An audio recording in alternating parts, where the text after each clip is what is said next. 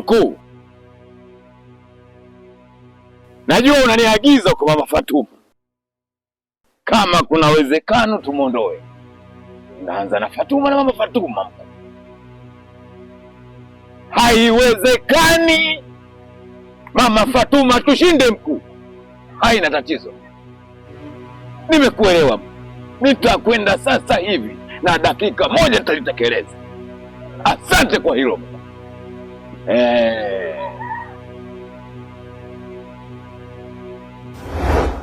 Hayaelezeki, hayaeleweki, nyuma mbele, mbele nyuma, nyuma mbele, mbele nyuma.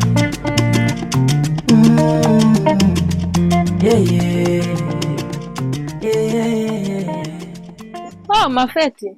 Oh, kazi. Shikamoo. Marahaba, vipi hali? Safi. Kwema. Kwema. Kuna habari gani? Hapa na mambo mazito mamangu. Mambo gani tena hayo? Si kuhusu mwanao Feti. Yaani Feti anakudhalilisha mamangu. Amefanyaje tena? Feti sanajulikana mtaa mzima kama anatoka na Nasri. Ndio mchumba wake, sio anatoka naye, ndio mchumba wake anatarajia kufunga naye ndoa. Basi sasa hivi yupo na Morris. Wewe Morris ndio mtoto gani? Mbona mimi anisikiwe? Morris nishazungumza naye. Kwani Morris anafuata mtoto wangu, lakini wewe una ushahidi gani lazima katika hili? Hapa mama, mimi na picha yote, yani nimewachukua akiwa na Morris. Jamani, mtoto mbaya huyu. Yaani mimi nimwambia Fatuma akae ndani asiwe anatoka nje kwa sababu kabla anafunga ndoa. Jamani, Feti ananizalisha kiasi hiki mimi kweli? Yaani sana mamangu anakuzalisha sana. Basi niko kwenye biashara zangu na ndo katoka. Mimi nimwambia asitembee. Unajua sasa hivi kabla anaolewa, yani mwezi huu wa 4 anafunga ndoa Fatuma na Nasri. Basi anakutia aibu. Yaani mtoto mshenzi huyo. Mimi nashukuru mwanangu kwa taarifa. Ila mimi Morris nitamkomesha. Haya, usije mama, mimi nitakusaidia kwa hilo. Haya, ngoja mimi niende mwanangu. Haya, sawa. Yaani mimi ndo lasia. Nitake nini usifikishe? Yaani hapo ndo sharibu tayari. Najua mama yake akitoka hapa ataenda kumwashia moto. Atamsema na mimi nitampata Morris. Lazima achane na Morris. Yaani mama yake alishamjaza maneno. Yaani hapo najua mama yake ataenda kuliwakisha. Yaani hapo milo yangu burudani.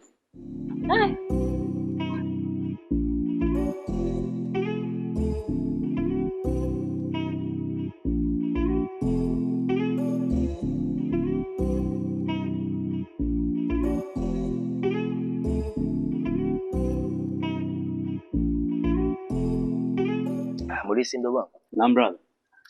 Nimekutoa kule nyumbani, nimeamua leo sehemu kama itokee tupige story. Sikutaka tuzungumzie kule kwa sababu unakuwa unajua shemeji yako tukiongea kidogo mara mengi hii, si ndio? Ili lengo tu tuzungumze mazungumzo mazuri ambayo ni utulivu. Sawa ndugu yangu. Lengo sasa ni kuitia hapa. Lengo hasa ni Fatuma. Tunatakiwa kufanya ili familia ukae nayo mbali kuanzia sasa. Sio, unanielewa ndugu wangu? Unajua kaka, nikwambie kitu kimoja. Ndiyo. Hata wakati tunaongea pale home na shemeji, sikutaka kuongea mambo mengi sana kwa sababu shemeji pale yupo, alafu sikutaka mambo ya mengi sana. Bro, mimi na ule binti ni watu ambao tulikuwa kwenye mahusiano kwa muda mrefu sana. Since kabla sijaondoka kwenda chuo, mimi nilikuwa niko na mahusiano na ule binti. Kwa hiyo sisi ni watu ambao tunapendana sana na kila mtu ana malengo na mwenzake. Haya mambo ambayo unaona yanaendelea kwa yule mama, na hisi ni kwa sababu hatujaenda kwao. Lakini leo kama ikitokea mimi na wewe sasa hivi hapa tumeenda kwa yule mama, mimi naamini kwamba hawezi akamind, alafu kila kitu kinaweza kukaa poa. Nisikize vizuri mdogo wangu. Ili familia hatutakiwi kuwa nao karibu wa aina yoyote. Wanawake hapa mtaani wapo kibao. Sawa, afu isitoshe nyumbani kuna shemeji yako. Kwa shemeji yako. Kwani usiombe shemeji yako akutafutie mrembo tu mzuri mtaani pale. Sasa mwingine akaenda. Brother, hata ushemeji ambaye wewe unamzungumzia ni mieyusho tu. Kivipi yani? Yaani shemeji mwenyewe pia ana vipengele vyake kibao, lakini hiyo sio topic. Jambo ambalo liko mezani sasa hivi ni hili hapa. Bro, mimi na wewe tunapaswa kupanga muda, alafu tuende kwa yule mama tukaongee naye. Kwa sababu kama unavyojua kwamba hakuna mzazi ambaye anapenda binti yake achezewe. Labda nahisi kwamba mimi namchezea mwanawe, lakini kama tukienda kwa yule mama pale, tutayazungumza. Na masuala ya barua au vitu vingine tunaweza tukavizungumza pale pale, alafu mambo mengine yakafanyika brother. Wewe unapaswa kunielewa kaka. Nisikilize mdogo wangu. Mdogo wangu, hapo ndipo unapofeli. Kaka, tambua kwamba ndo ameanza kuona jua kabla yako. Tambua anachokueleza kaka ameshakitazama. Mimi sina wivu na wewe mdogo wangu. Wewe ni mdogo wangu. Nimetoka mimi, umefuata wewe. Ningekuwa na wivu na wewe nisingekutambulisha kwa shemeji yako. Sawa? Tambua ninachokuambia ni mwangaza nilianza kuona kabla yako. Kwani kaka, yule mama hatufai. Mtoto wake hatufai. Mama Myausho atakuja kutuletea katika familia yetu mambo mbele nyuma bure. Sawa? Nachokuambia ujue, yani nakwambia kutoka moyoni. Yule mama mtaa wote hakuna asomjua kwa mama Fatuma ni nani. Yani sio mimi tu. Hivi kaka, tafuta mwanamke mwingine? Sio Fatuma. Tafuta mwanamke mwingine. Brother, mimi nahisi kama unielewe. Kwa sababu natafuta vipi? Yani mimi kutafuta mwanamke mwingine na mimi na wewe kwenda kwa yule binti. Kwani kuna tatizo gani brother? Alafu hivyo vitu ambavyo wewe unaviamini mimi siwezi nikaviamini. Nina uhakika gani kwamba yule mama ni mchawi? I'm not sure bro. Kwa hiyo siwezi nikabilivu hivyo vitu ambavyo unavizungumzia. Oh, namjua yule mama wake Myausho, mtoto mtu Myausho. Sikiliza mdogo wangu. Nisikilize kwa makini sana kaka, kwa ninachokwambia. Utakuja kunikumbuka baadaye. Kwa brother, aichukuongea kina maana gani? Kwani tatizo ni nini? Tatizo ni mama Fatuma. Mama ana nini? Yule mama hana matatizo yote. Mama yule, wewe nisikilize nikwambie mdogo wangu. Kaka. Yule mimi, wewe mdogo wangu, yule mama namjua, afu yule mama ndo tupo ndani ya huu mtaa. Na mwele wa mwanzo mpaka mwisho. Nini mdogo wangu? Mimi naona kama tunabishana hapa, wewe hautaki kunielewa, si ndio? Hizo dharau mdogo wangu. Afu kumbuka mimi kakako. Unaelewa? Sasa inakuwaje dharau wakati mimi nakuelewesha brother, wewe hutaki kunielewa? Kwani kitu gani kibaya hapa ambacho mimi nimekiongea, alafu wewe hutaki kunielewa? Mkubwa akishakwambia ujue, yeye ndo kwanza kuliona jua majua. Sio kwamba kwanza kuliona jua. Hili ni jambo jema. Kwa sababu mimi sikutaka kuzini na yule binti.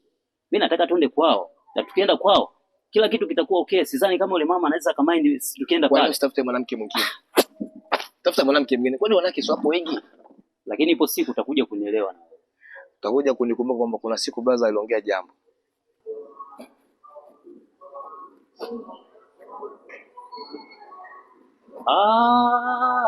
Kaka. Vipi mdogo wangu? Sawa, Marhaba mdogo wangu, vipi? salama kwema. Kwema kabisa. Mama, vipi yako? Salama. Kwema kabisa. Kwema kabisa. Sauti kako? Mungu ni mwema. Salama huko. Salama huko. Haya. Sasa mdogo wangu, kuna issue moja hivi. Mmoja nashukuru tumeonana hapa. Kuna issue moja ya yule binti yule uliyotaka kumuoa yule. Yule binti yule uliyotaka kumuoa. Sasa nakusihi kitu kimoja mdogo wangu, sawa? Yule binti yule achana naye yule binti yule. Sawa? Hivyo mfano kama yule mama yake mwenyewe mimi namjua toka kitambo, najua tabia zake zilivyo na makuzi yake jinsi yalivyo. Sasa pale unapotaka kuingia mdogo wangu kwa yule kwenda kuoa mtoto wa yule mama yule sisi tunamjua toka muda. Tabia zake sio, kaeni myaongea maswala. Sawa? Basi sawa kaka, mimi nimekuelewa, nitafanya hivi. Unanielewa? Mimi nimekuelewa vizuri sana. Basi hamna shida. Singo tuendelee, tunaelekea huko mara moja. Tunaenda na shemeji yako. Then baadaye nitarudi muda sio mrefu. Basi sawa kaka, Mungu akipenda tutaonana. Sawa, hamna shida mdogo wangu. Ila zingatia nilichokwambia. Sawa kaka. Sawa? Zingatia nilichokwambia mdogo wangu. Haya, asanteni jamani. Haya. Haya. Tatizo gani kati ya huyu na kaka yake ambaye alikuja jana? Hamna, kuna shida fulani hivi. Kuna tatizo moja hivi mdogo wangu yule Morris yule. Kuna swala moja hivi.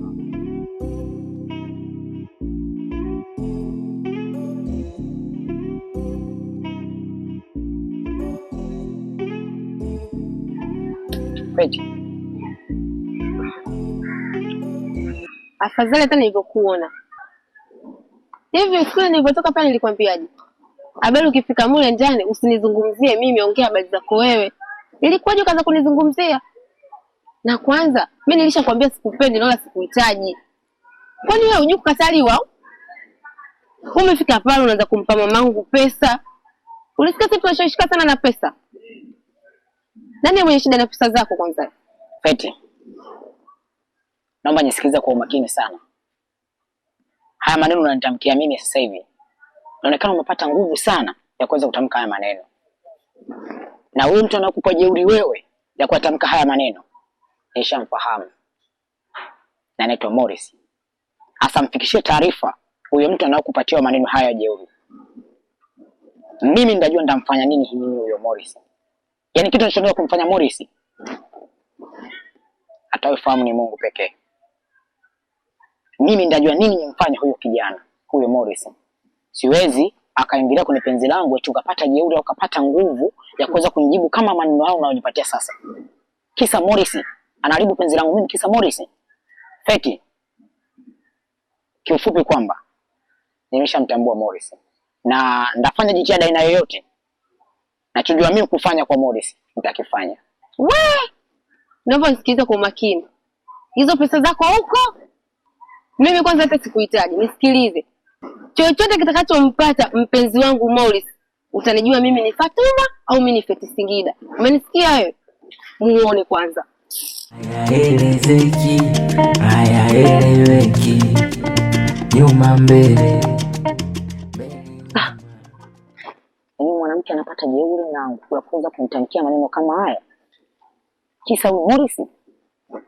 Morris ana pesa gani ya kunizidi mimi? Afu ni mwanamke nampenda na nina malengo naye kwa mke wangu. Ananyaribia Morris. Wacha nitamuonyesha Morris ndamfanya nini nachoweza kujua.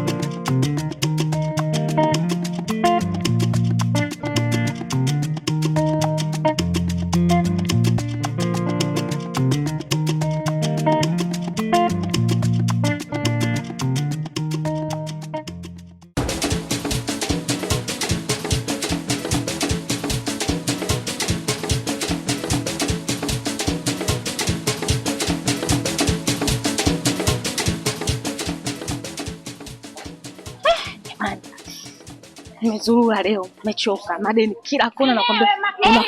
Yule pale. Na ndio tukakuna mtafuta hivyo. Nao. Mashoga zangu hao. Mashoga hao kivipi? Mashoga. Usijichekeshe. Eti mashoga zangu hao. Niambieni mashoga zangu, wewe mbea, wewe mnafiki. Mbea na mnafiki ndio. Wewe hivyo kutoasilia wewe kuja kuniambia mimi kwenda kuambia watu wengine ushinde kutoasili yangu. Dada mbea, umezidi umbea.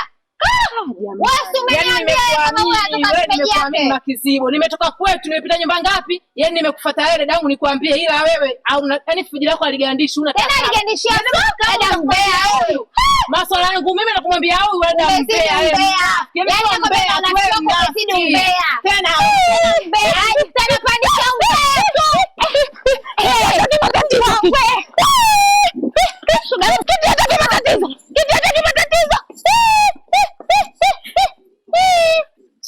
Shenzi, pumbavu kabisa. Kwa hiyo sasa yani bahati yenu leo umenikuta sina muli ya kuchamba. Bila hivyo ningechambana na nyie kisasa, kwa mimi hata siwaogopi. Kwani nimesema uongo, nimesema ukweli, kwani umtaki shemeji yako, si unamtaka? Shani alijani tozi, je niende zangu huko.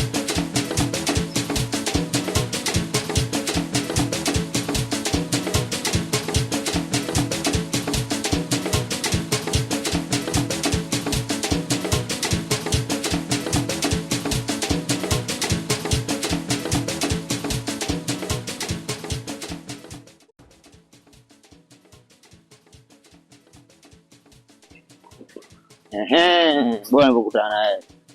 Wewe vipi? Safi.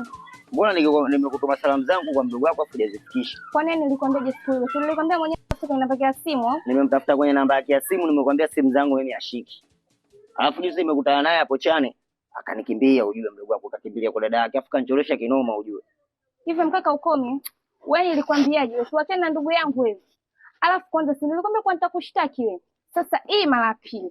Ikifika mara tatu, wewe polisi na kuona. Sikiliza, mimi sisubiriagi mara tatu. Yaani mimi hii mara pili ndio nataka nilete ngondo yani. Kwanza unavyontuma unalipa. Unalipa unavyontuma hivyo nikamwambia ndugu yangu. Hapo sijibu kama hivyo na hebu tembea huko.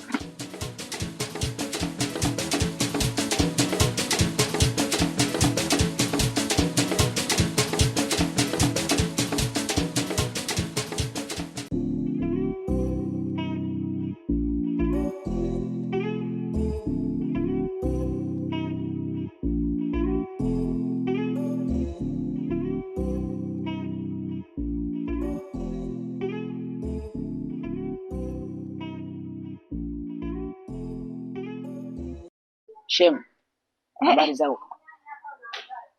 Shemeji? Shemeji kwa nani kwanza? Kwani na maana naambia shemeji kwa nani na maana hata ufahamu? Nimekuta shemeji kwa maana nilikuwa nafahamu wewe ni rafiki yake Feti, ni wa karibu sana. Sawa? Na mko karibu sana na ni mabesti sana. Ndio maana nimekuta shemeji. Na nahisi hiko kitu nakifahamu. Mimi namjua shemeji yangu ni Morris. Mimi habari ya Shemu na yeye mimi sijui. Mimi shemeji yangu mimi ni Morris. Sasa unavyoniambia habari ya Shemu sielewi. Kwa hiyo Shemu, yaani unachokiongea ni maana kwamba nakusikia ni wewe nilikuwa nakufikiria mimi kichwani kwangu. Unavyoniona hivi, huu ndo uhalisia wangu baba. Sasa ukiangalia wazazi wake wenyewe wako tayari kwenye hili swala. Sawa? Afu nilitegemea na nyinyi mashemeji zangu wa pembeni kuweza kulikazia hili swala. Ila na nyinyi tena pia mnakuwa tena mpo nje na hilo swala kweli. Huo muda wa kukaa na Feti kumshauri akubali kuolewa na wewe. Ni bora nikae chini nimshauri alipepee penzi lake yeye na Morris. Baba upo, alafu eti peponi. Wa kumpeleka peponi ni Morris na si wewe. Sijui unaelewa? Sawa, mimi nimekuelewa. Ila tu niweze kukufikishia jambo moja. Nitahakikisha Feti atakuwa mke wangu mimi. Sawa. Na watu wanaota jamani. Nisikilize kwa makini sana shemeji. Na huyo Feti. Sawa? Hata mfanye vyovyote vile mnavyohitaji nyinyi. Sawa? Ila nahakikisha mimi kama mimi Nafli. Sawa? Hata mlipeleke ile swala mbele nyuma. Ila mimi nitahakikisha Feti atakuwa mke wangu shema. Alafu tena nikwambie. Kwa hii tabia ulinionyesha hapa. Na hii taswira ulinionyesha hapa. Endapo Feti atapokuwa mke wangu na nyimeo yuko nyumbani kwangu, sihitaji uwe rafiki yake. Na sikuhitaji hata nyumbani ukanyage. Kwa sababu nidhamu yako inaonekana ni fupi na hutaweza kumshauri kitu chochote mke. Mimi ndo shoga yake Feti. Tena niko lele na kijola changu. Feti umpati, endelea kuota ndoto zako za mchana. Kwa heri shemeji yangu wa mchongo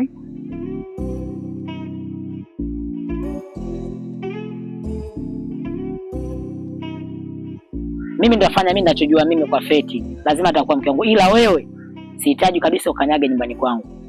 Na hata kama Feti atakuwa mke wangu, sihitaji kabisa. Najua kabisa hutaweza kumshauri kitu chochote. Yaani hutaweza kumshauri vitu vya maendeleo kwa Feti. Kwa hivi tu hivi taswira unanionyesha hapa hivyo mapema hii. Hivi anakuwa mke wangu. Si mtakuja kumletea tu umbea, nitakuja kuvunja ndoa yetu. Nishakutoa wewe.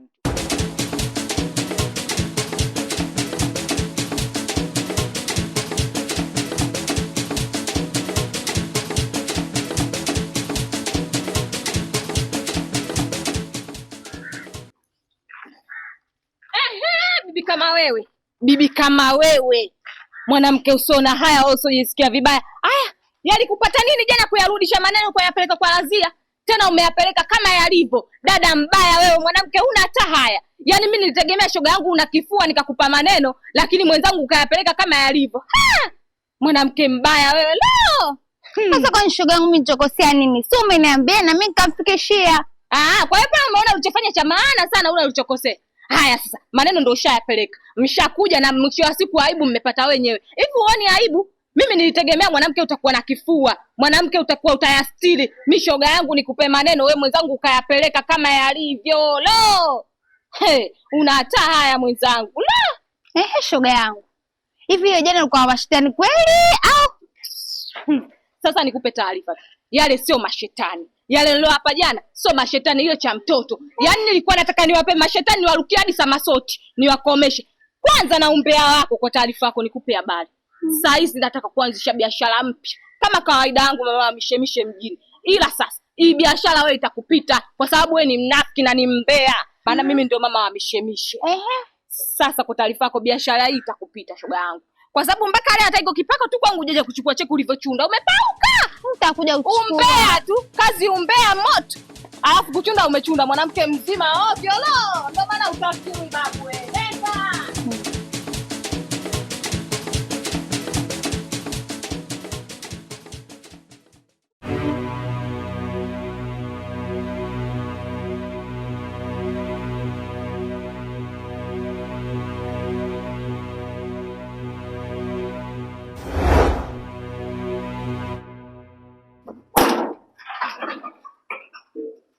Kiza. Mbona ujio wako unastaajabisha leo? Ulikuwa umenijia na ujio huo. Sijakuzoea hivyo. Hivi umesahau kuwa muda umekwisha? Nakumbuka Kiza. Ile mimi sikupenda ile swala Fatuma hajakulishtukia. Mimi ya kutekeleza ile kafara ninayo. Naomba unipe muda kidogo ili nifanikishe mipango yangu. Tafadhali. Sisi ndo watu wa mwisho Afrika Mashariki na Kati. Ina maana kwamba tunasubiriwa sisi na muda umekwisha. Basi naomba unipe siku 3 ili nifanikishe masuala yangu. Nakuomba. Nakupa muda wa mwisho. Takaporudi hapa utajua nini maana ya Kiza. Takuwekea usiku hapa. Hapa nitaweka usiku hapa. Kwa heri naondoka. Leo Kiza kanichanganya. Kanichanganya kweli. Kwa nini Fatuma ananisumbua akili yangu? Yaani Fatuma mwenyewe nimemzaa kwa nishindwe kweli? Haiwezekani. Lazima nifanikishe mpango wangu. Sikubali kabisa. Lazima nifanikishe.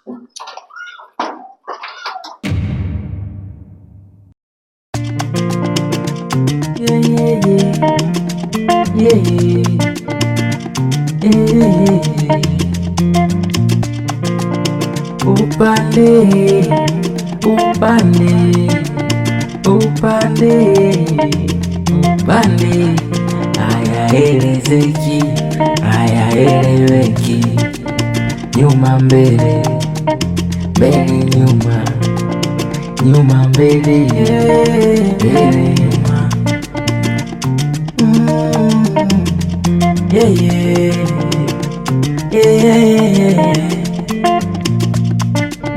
Baba anauza ganja, mama anauza gongo, mtoto anapiga panga, kikweli kweli hayaelezeki, nyuma mbele, mbele nyuma. Kesi za polisi tele, nyumbani amani hakuna, mafanikio hakuna kabisa, mafanikio hakuna kabisa. Upande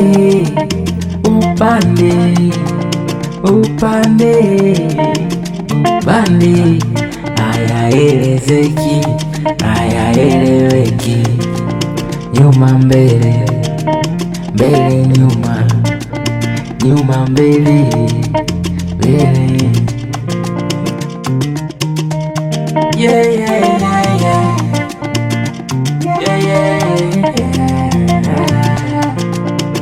Upande wa mapenzi ni ukatili, upande wa mapenzi ni ukatili. Wazazi wanafasi mtoto aolewe na kibopa, na mtoto wao hataki. Ana mtu wake wanapendana, ana mtu wake wameshibana, ni ukatili, ni ukatili.